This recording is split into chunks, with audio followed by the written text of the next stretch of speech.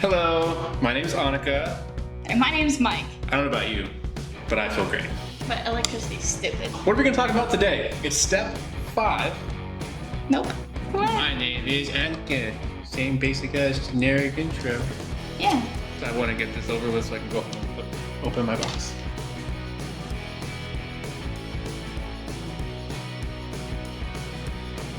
Hey guys, my name is Annika, And I'm Mike. and today we are going to be talking about step 6 in the home buying process. Exactly right. Step 6 comes right after step 5, which if you saw last week, step 5 was putting the offer in. It was creating the contract, creating a strong offer, and submitting that. Step 6 comes once we get that offer back and it's executed. We are now under contract. So what is the first thing to know about what you got to do once you're under contract? So as soon as you're under contract, you are in the option period. Which we've talked about here in Texas, it's typically around 7 to 10 days. Option fee for it is usually somewhere between $250 and $500. But during that time, what you have to do, there are 3 things really that must be done ASAP. First one is getting your option fee and earnest money over to the title company. It's due within 3 days of an executed contract. But another big thing, and I always say to my clients, as soon as you get that executed contract, I call you and I say, hey, I'm going to be sending over an email with some inspector names, give them a call, see who's available, see who you like, and get that scheduled as soon as possible. Why is that important, Mike? Well, that's important because the option period is your unrestricted right to terminate. So if that's a 7-day option period, you've got a little bit of time. But if you went with a short option and an aggressive offer and you only have 4 days, you want to get that inspector in there as soon as possible so that if anything comes up or you need to get a trade-specific inspector in there to look at the home, you still have time to do so. What I've actually done in the past is before even submitting an offer in, I've called up inspectors and gotten their schedules because I knew we were going to be doing a short option. So I said, hey, Rodney, what's your schedule like this week? We might be going under contract on Wednesday. He's like, perfect. I'm open Thursday morning. So I said, hey, pencil me in tentatively, and I'll let you know if we get this executed contract. Lo and behold, we did. He came out. Everything was kosher. Tons of time in the option period. No worries, no stresses, no dramas. It was awesome. That's why we always try to emphasize just the importance of having an inspection done as soon as possible in that option period so that you truly have time. Like Mike said, you might want to have some trade-specific inspectors come out. Once you get that original inspection report from the inspector, which can take about, you might get it that evening after the inspection, or you might be getting it the next morning. Once you get that original inspection back, you want to be looking at the things that will affect the habitability of the home. So the main 5 systems, you've got HVAC, electrical, plumbing, roof, and foundation. Those are the items I'm going to be looking at to see, okay, do I need to get someone else in here, get some estimates of what it's going to cost me to fix this up, to live in this home, and then, you can actually use that for some negotiations during that option period where you're saying, hey, I'll be most comfortable to continue with this contract if the seller will give me some of these contributions to help cover, I need a roof repair that will cost $3,000. If the seller will give me a $3,000 seller contribution towards my closing costs, I'll feel the most comfortable to continue on in this contract. And, with that, you may look at it and say, everything looks good. I'm good to continue. I don't need to do any other negotiations. And that's totally up to you. But these are some of the steps that we'll be taking during that option period. Yeah, and it's important to note, too, that you could also just request that they get these things fixed, and then you've got some sort of invoice or report from whoever made the repairs. There's tons of options for negotiating, and those negotiations are going to come in what's called an amendment to the contract, and it amends the contract. It adds changes to the contract.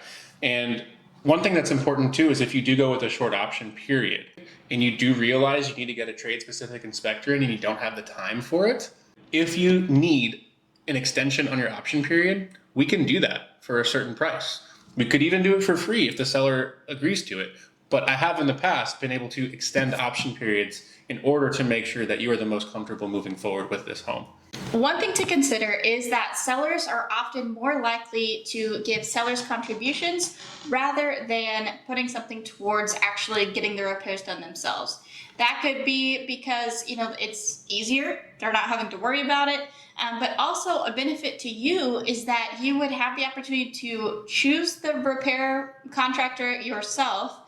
You're able to oversee the work yourself and make sure that everything is done, to your specific liking. So those are all big things that you would want to be considering as you're thinking about, do I want to request a repair or do I want the seller's contributions? And, much like other things in life, if you're the one that makes that purchase and you're the one that pays for those repairs, that receipt, that invoice for those repairs is going to be in your name. Mm-hmm. So if anything comes up in the future after closing, you'll still be covered. You can say, hey, I paid for this repair. It didn't get done correctly. I need you to come back out and fix it, versus them saying, oh, well, this was somebody else. I need them to make the phone call. Seller's no longer answering the phone. Whole big ordeal. So it might just make more sense to have the contributions at closing. So once you get this first inspection report back from the inspector, it could be overwhelming. My first time seeing an inspection report, I thought, what could possibly be wrong that is 46 pages worth in a brand new home? Mm-hmm. Inspectors are always going to nitpick. It's their job. It's their job to find anything and everything that might be considered deficient in a home. So let's say a light switch has a cracked faceplate. That'll be in the inspection report. Mm-hmm. Let's say part of the carpet isn't sitting correctly on the tracks. That'll be in the inspection report. A bunch of tiny little things. Let's say the sheetrock. You have a nail backing out.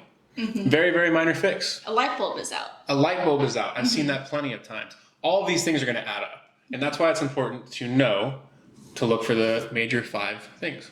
And to be sure that you're working with an agent that understands the full complexities of the inspection report, knowing what it is that's important to look at and what it is that is totally normal that you see in every single inspection report you come across in a resale home.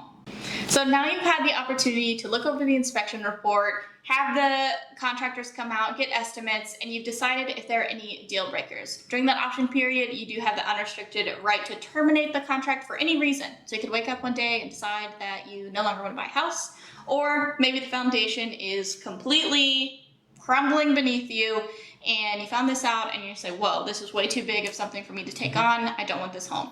So those are all reasons that you can terminate. You've passed that, and if you've decided, okay, I've got everything that I want, I'm ready to continue with this contract, we have put in asking for a $3,000 seller's contribution and they are agreeing to it, you would also be putting in there that you will waive the rest of the option period if all of your negotiations are met. So that's one big piece, just a good faith offer to the seller saying, hey, this is all we're asking for. If you accept, we will end the option period and move right into the rest of the contract process. Yeah, and that's pretty much everything you need to know for the first week or so of being under contract. These are the big items that need to be covered. Next week, we're going to be talking about step 7. So stay tuned, figure out what that is. We'll see you next time. Thanks for stopping by.